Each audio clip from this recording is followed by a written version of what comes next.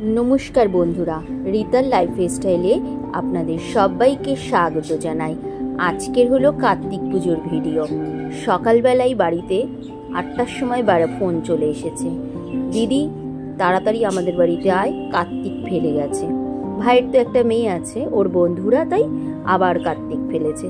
যাই হোক, সকাল বেলায় ছেলেকে স্কুলে দিয়ে আমি চলে আসলাম ভাইয়ের কাছে বাপের বাড়িতে। চল দেখবি कार्तिक এসছে, তুই তো পিসি, তোকে দেখা করতে আসতেই হতো, তাই বললাম সকালবেলা আসার সময় হয় না, তুই এখনই আমাকে ডেকে পাঠিয়েছিস।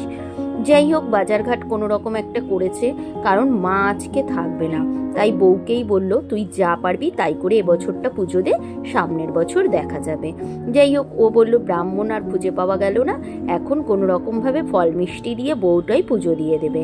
আজকের ভাত খাবি না, অন্য কিছু ফল টল খেয়ে নিয়ে সব নিরামিষ খেয়ে তুই পুজোটা দিস।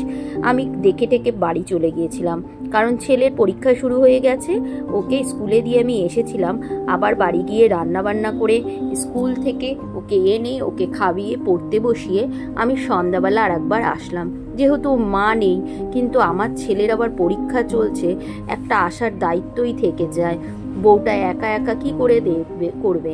যাই হোক, ভাই তো আর সেরমভাবে কাজকর্ম ওকে করে দিতে পারবে না। চলে আসলাম বাপের বাড়িতে আবার সন্ধ্যাবেলা। এই দেখুন, ও এখনো রেডি হয়নি, ওকে কিন্তু আমি আগেই ফোন করেছি, তুই কিন্তু সব রেডি করে নিবি। যাই হোক, এই যে এসেই বলছে তুমি আগে যাও, আলু সেদ্ধ করা আছে, ওর একটা বন্ধু এসছে, ও আলুর দম বানাচ্ছে, তুমি গিয়ে লুচিটা করে দাও। এই যে ভাইকে ভিডিও করতে বলেছি, দেখুন কিরম ভিডিও করেছে, কোনো রকম একটা করে আমাকে বলছে নে তোর ভিডিও করা হয়ে গেছে। যাই হোক, আমি হাতেই ফোনটা নিয়ে এসেছি, ওকে বললাম একটু করে দে, করে দিল না। আমি যাই হোক, ময়দা মেখে রেখেছিল, আমি আর একটু ভালো করে মেখে নিয়ে লুচিগুলো বেলে দিলাম, আর ওর বন্ধুটা আলুর দমটাকে রেডি করেছে।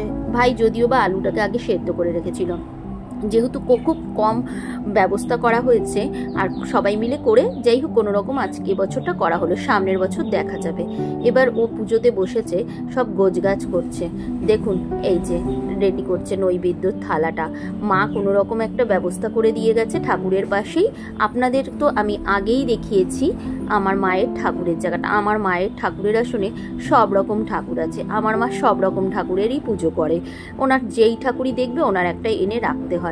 যাই হোক, বউটাকে ওরম করে পুজো দেওয়া শিখিয়ে নিয়েছে, ও ঠিক মায়ের মতন করেই দেখি সুন্দর করে পুজো দেয়, একটা একটা ঠাকুরকে একটা একটা করে সাজিয়ে সুন্দর করে পুজো দেয়।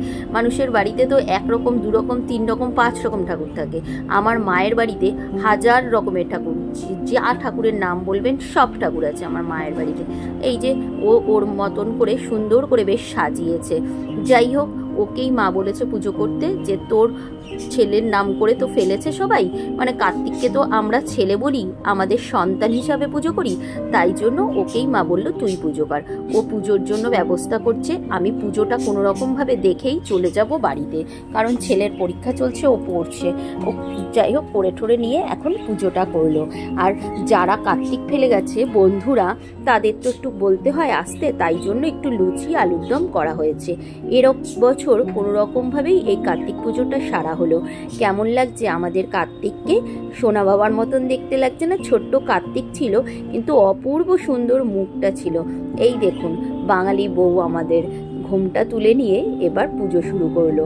আমি ওকে বলছি বলে আমাকে বলছে তুমি কি করছো এইরকম ভাবে। যাই হোক, এবার ভিডিও করছি বলে আমার দিকে তাকিয়ে আমি একটু ভালো করে তাকা, তাই এবার ঘুমটাটা তুলে নিয়ে দেখুন ওর অবস্থা, ইচ্ছে করে এটা করলো, ওই যে পুজো করছি তাই তুমি ভিডিও করছো, তাই এই আমি বললাম হ্যাঁ তুই পুজো করছিস, আজকে তুই ব্রাহ্মণ।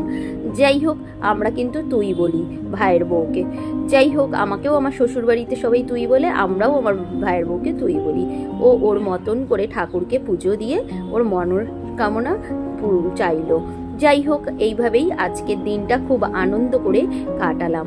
কেমন লাগলো আমাদের কার্তিক পুজো অবশ্যই কমেন্টে জানাবেন, আর নতুন বন্ধু হয়ে থাকলে চ্যানেলটাকে সাবস্ক্রাইব করে আমার পাশে থাকবেন। আবার আসবো পরের ভিডিও।